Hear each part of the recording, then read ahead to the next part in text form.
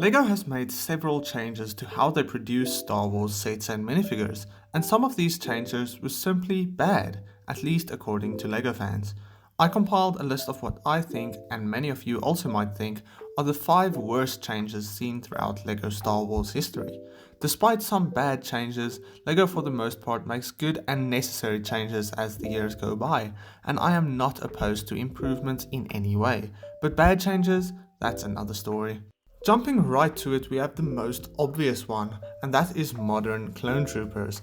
This can go both ways, however, as I really like the modern Clone Trooper design, but there are a few things about them that really aren't that great, at least according to the majority of LEGO fans.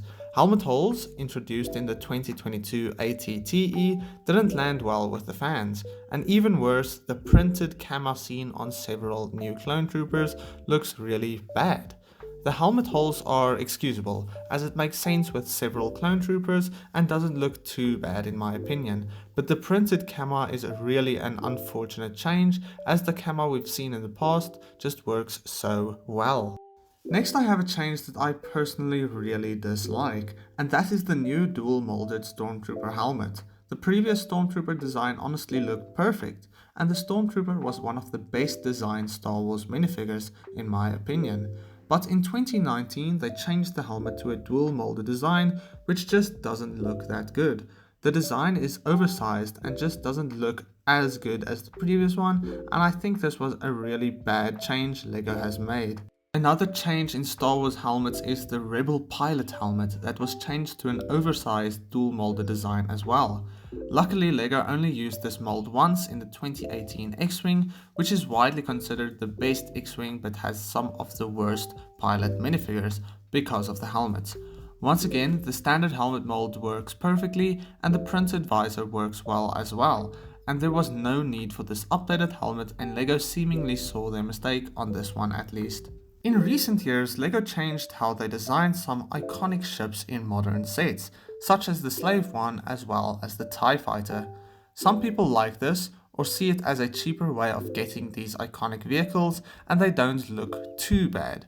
But I think the big thing is most LEGO fans still want a standard sized Slave One or a standard sized TIE Fighter and X-Wing, and now the only option is a smaller sized one.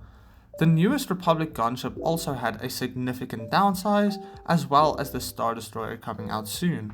All of these sets still look really good and are more detailed than previous versions, but after all, size does matter too, and with some sets, such as the Slave One, it really isn't the greatest change, I'd say.